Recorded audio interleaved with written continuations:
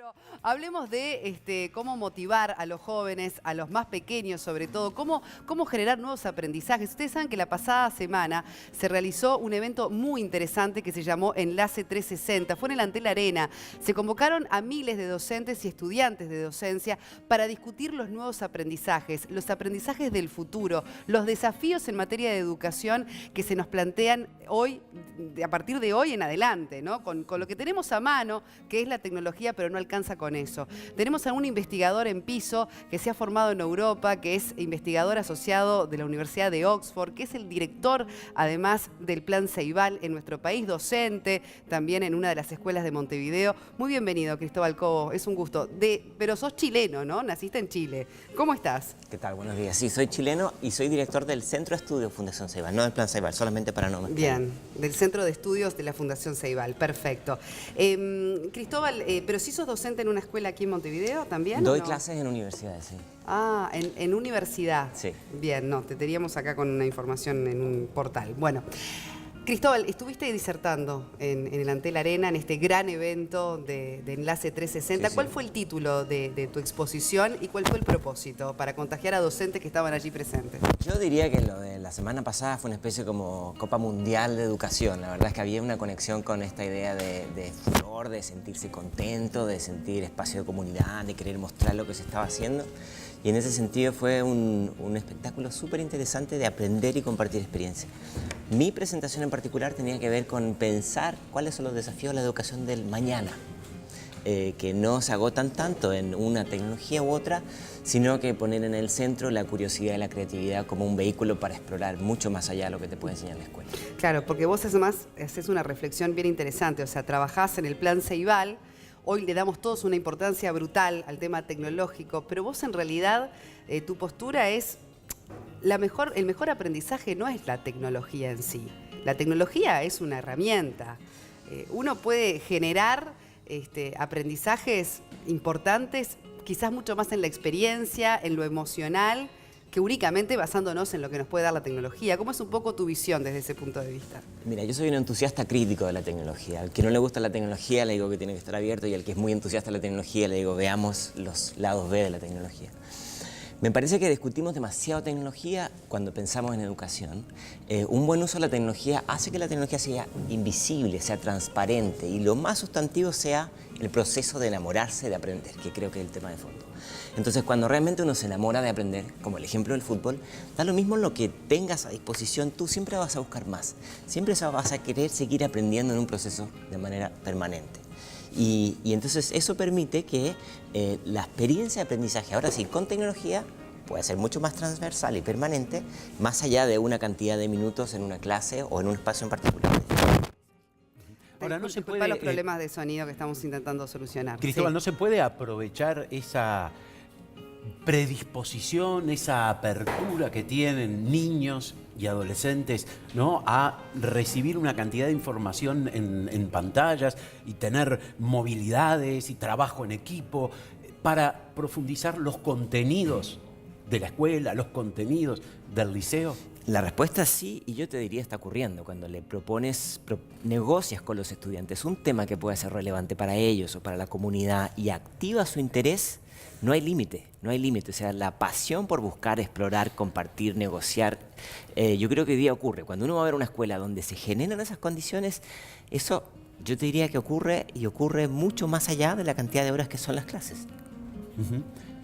Y los docentes están, porque acá estamos ante niños. Bueno, antes había el docente, era el que sabía y le transmitía el conocimiento al niño. Ahora, en algunas cosas están como empatados, ¿no? Digo, porque en cuanto a tecnología, los niños han nacido con esto, ¿verdad? ¿Qué pasa con los docentes? ¿Hay que trabajar en ellos también para ayornarlos? Bueno, evidente. Yo diría que lo que han hecho las tecnologías, más que acceso a información, redefinen las relaciones de autoridad con respecto a quién tiene la última palabra en términos de contenidos, ¿no? Los contenidos se han diversificado, las fuentes son más, y entonces el rol del docente ya no es solamente traer la información relevante, sino que ayudar en el conflicto cognitivo que implica cómo entiendo yo cuando tres fuentes distintas me dicen construcciones de la realidad completamente distintas. Entonces, la labor del docente ya no es decir este es el camino a la verdad, sino que generar herramientas para movernos en un entorno de muchísima incertidumbre y complejidad.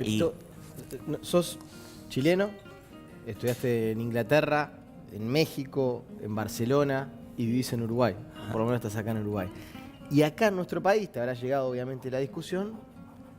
La educación es todo un tema. Si estamos bien, si estamos mal, si los resultados que tenemos son aceptables, si no son aceptables, ¿qué tenemos que hacer? Vos que no estás tan metido en la idiosincrasia nuestra, ¿qué valoración haces de la educación uruguaya? Mira, yo creo que los temas que tienen que ver con educación es un poco complicado analizarlos al calor de un partido de fútbol. La ingeniería de fondo, los cambios de educación toman 30, 40 años, es lo que hemos visto en países como Corea o Finlandia. Entonces la pregunta está en sea la transformación que se haga, ¿cómo asegurarse que sea permanente en el tiempo, que no se agote con el cambio de una administración en particular? ¿Sí?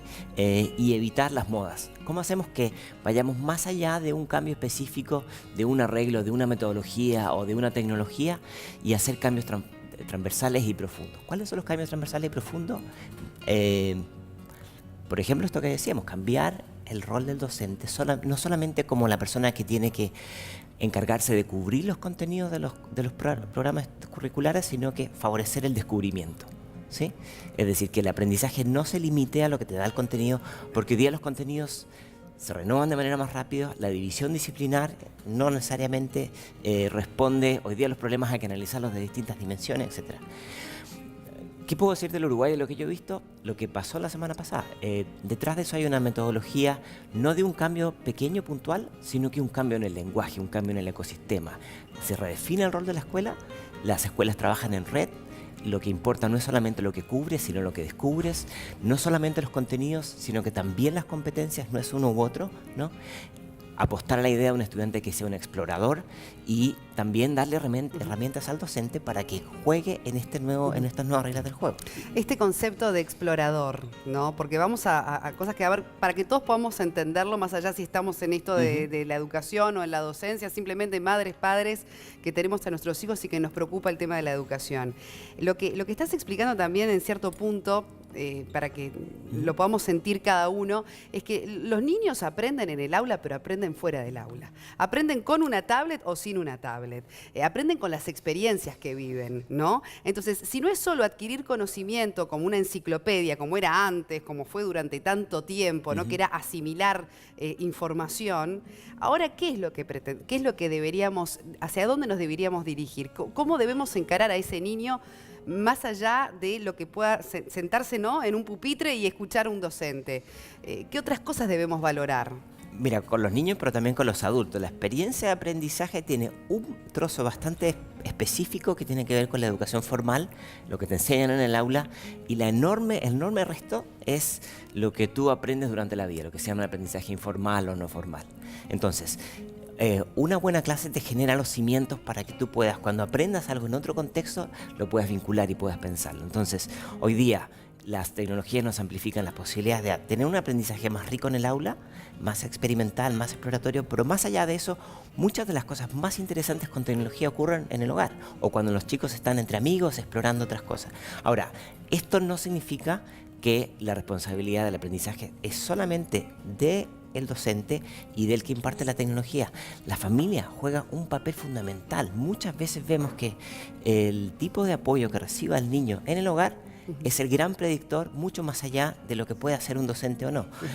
Dicho de otra manera, tiene que haber un trabajo en equipo muy articulado entre el docente y la familia. Es muy peligroso si la familia espera que la escuela se haga cargo de la formación de los todo. niños. Y vos decías también el tema de la curiosidad, despertar la curiosidad en los niños. Algo que nos llama la atención porque uno supone que todos los niños, niñas, son curiosos, ¿no? Es nuestra esencia como seres humanos, querer preguntar, querer saber. ¿Por qué hoy tendríamos que trabajar en eso? En fomentarles las ganas de saber. Bueno, yo creo que siempre ha sido importante, pero hoy día nos damos cuenta que cuando se prioriza el control en una clase y que el estudiante esté centrado y no se pueda mover mucho, aunque tenga ganas de moverse, ¿no?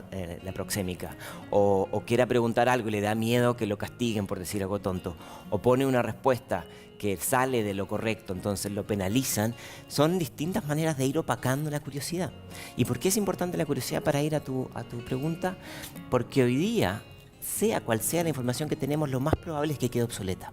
Entonces, la única manera de asegurarnos que uno no quede desfasado es la sed por seguir aprendiendo. Piensa cómo funciona un científico. Un científico está siempre inventando cosas, ¿no? que le apasionan, que le quitan el sueño.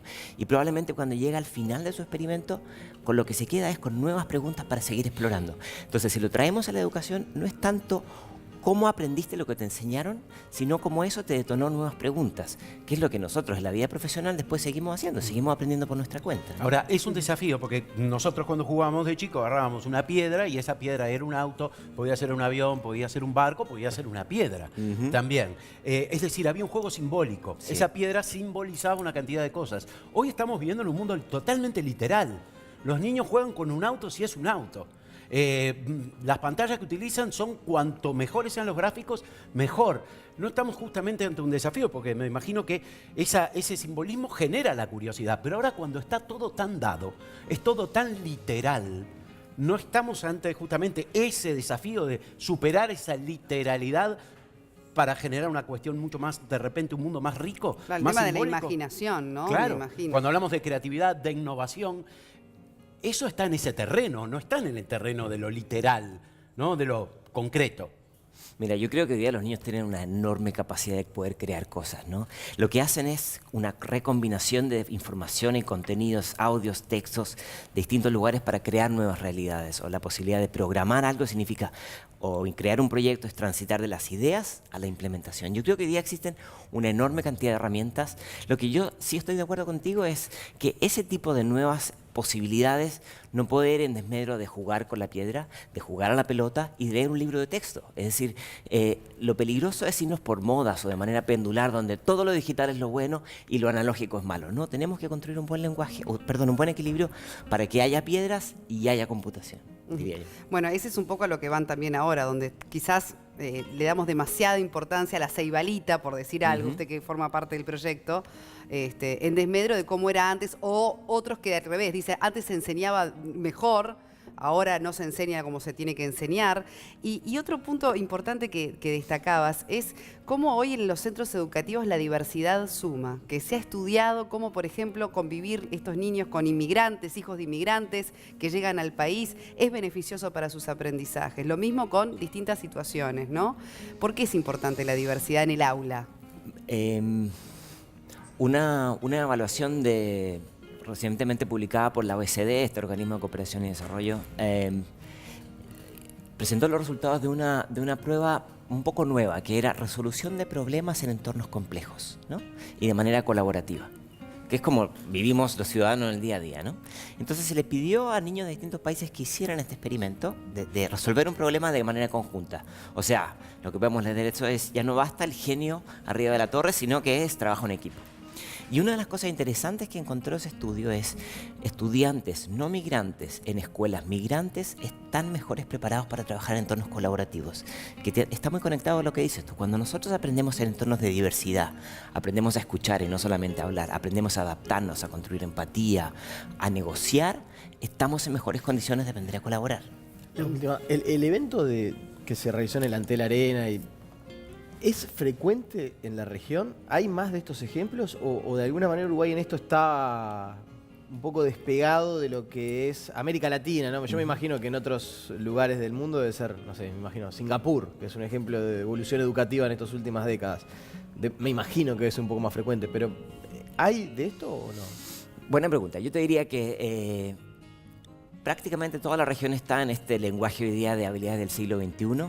aprender a través de la exploración, repensar el rol docente, ampliar el espacio de aprendizaje más allá del aula, pero en particular este proyecto en el que está trabajando ANEP y el Plan Ceibal, que es las nuevas pedagogías para el aprendizaje profundo, yo no lo he visto en otros países de la región, o sea, está en Nueva Zelanda, está en Holanda, en Finlandia, pero esta idea de generar un microclima, un ecosistema diferente, con un lenguaje distinto, y a esta escala de 600 centros educativos, yo no lo he visto. Y por eso es tan interesante lo que pasaba, porque en verdad es una invitación a los otros centros que no son parte de esto, que están haciendo innovaciones, que no me cabe duda que la innovación ocurre en otros espacios también, que puedan conectarse con esta comunidad.